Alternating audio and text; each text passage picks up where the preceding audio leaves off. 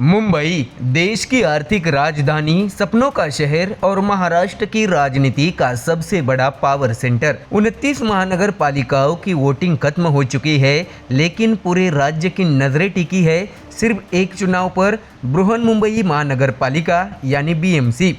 दर्शकों, 227 वार्ड, दर्जनों दिग्गज चेहरे, टूटी हुई पार्टियां और पहली बार बने नए नए गठबंधन। यह चुनाव सिर्फ नगर सेवकों का नहीं, बल्कि राजनीतिक वर्चस्व, नेतृत्व की साख और भविष्य की दिशा तय करने वाला माना जा रहा है। एक तरफ बीजेपी की अगुवाई वाली महायुति है, जिसमें एकनाथ शिंदे की शिवसेना कंधे से कंधा मिलाकर मैदान में उतरी, तो दूसरी तरफ पहली बार साथ दिखे उद्धव ठाकरे और राज ठाकरे, जिनकी जोड़ी ने मराठी अस्मिता और भावनाओं को चुनावी हथियार बनाया। नतीजे 16 जनवरी को आएंगे, लेकिन उससे पहले एग्जिट पोल ने सियासी गलियारों में हलचल मचा दी है।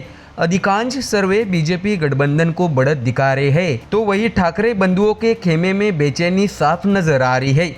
और इसी बीच चुनावी प्रक्रिया पर गंभीर सवाल, स्याही मिटाने के आरोप, वोटिंग में गड़बड़ी के दावे और चुनाव आयोग पर सीधे हमले। तो दर्शकों, सवाल बड़ा है, क्या एग्जिट पोल्स बनेंगे हकीकत या फिर मुंबई की जनता चौंकाने वाला फैसला सुनाएगी?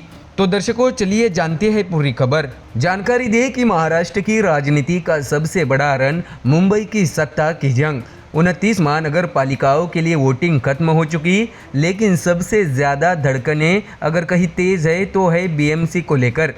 227 वार्ड, टूटी हुई पार्टियां, नए गठबंधन और पुराने जख्म। नतीजे 16 जनवरी को आएंगे, लेकिन उससे पहले एग्जिट पोल और चुनावी आरोपों ने सियासी माहौल में भूचाल ला दिया। बीएमसी चुनाव इस बार सिर्फ स्थानीय निकाय चुनाव नहीं, बल्कि शिवसेना और एनसीपी में टूट के बाद पहली सियासी अग्नि परीक्षा है।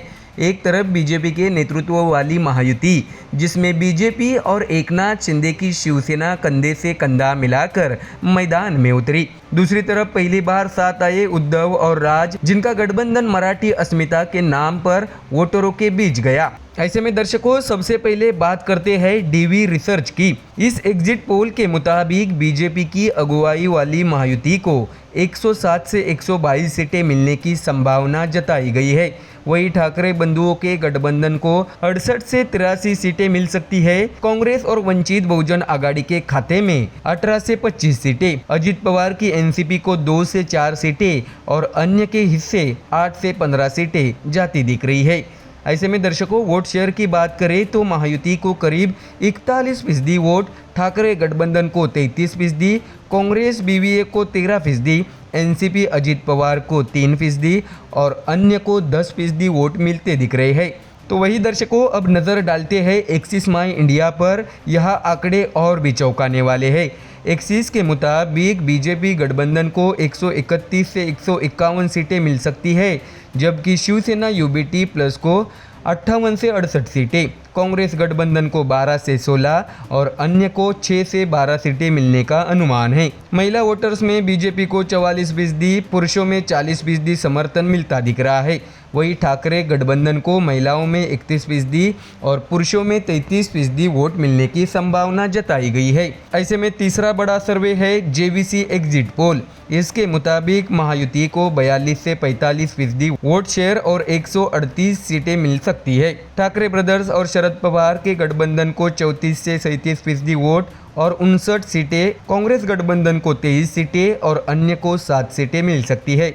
मतलब तीनों बड़े एग्जिट पोल्स एक ही कहानी कह रहे हैं। बीएमसी में फिलहाल महायुति आगे, लेकिन तस्वीर अभी पूरी तरह साफ नहीं। ऐसे में दर्शकों, अगर मैदान की बात करें तो बीजेपी ने 137 सीटों, एकनाथ शिंदे की शिवसेना ने 90 सीटों पर उम्मीदवार उतारे थे। शिवसेना यूबीटी ने 163, एमएनएस ने 52, कांग्रेस ने 143 और बीवीए ने 46 उम्मीदवार मैदान में उतारे थे। यानी मुकाबला सिर्फ गठबंधनों का नहीं, बल्कि रणनीति और जमीनी पकड़ का भी था। तो वही दर्शकों, वोटिंग खत्म होते ही सियासत ने करवट बदली। उद्धव ठाकरे ने सीधे चुनाव आयोग और बीजेपी पर गंभीर आरोप दाग दिए।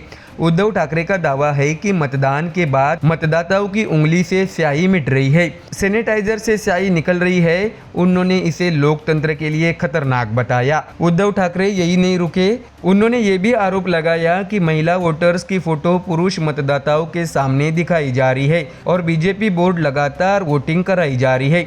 इसके साथ ही उद्धव ठाकरे ने राज्य चुनाव आयुक्त पर भी सवाल उठाते हुए कहा है कि ये पगार किस बात के ले रहे हैं। उन्होंने यहाँ तक कह दिया है कि चुनाव आयोग और सत्ताधारी पार्टी के बीच मिली भगत चल रही है। सबसे चौंकाने वाला दावा, खुद फडणवीस सरकार के मंत्री गणेश नाइक वोट नहीं कर पाए क्योंकि वोटर लिस्ट में उनका नाम ही नहीं था। उद्धव ठाकरे की मांग है कि राज्य चुनाव आयुक्त को तुरंत निलंबित किया जाए। ऐसे में मुंबई की तस्वीर फिलहाल दो हिस्सों में बटी है। एक तरफ एग्जिट पोल्स में दिखती महायुति की बढ़त और दूसरी तरफ चुनाव प्रक्रिया पर उठे सवाल। 16 जनवरी को फैसला होगा, क्या मुंबई सत्ता का ताज महायुति पहनेगी या फिर ठाकरे बंधुओं की राजनीति कोई नया मोड़ लेगी। तो दर्शकों, फिलहाल इस खबर में इतना ही। देश और दुनिया की बाकी और खबरें जानने के लिए जुड़े रहिए हमारे चैनल MDR न्यूज़ के साथ। धन्यवाद।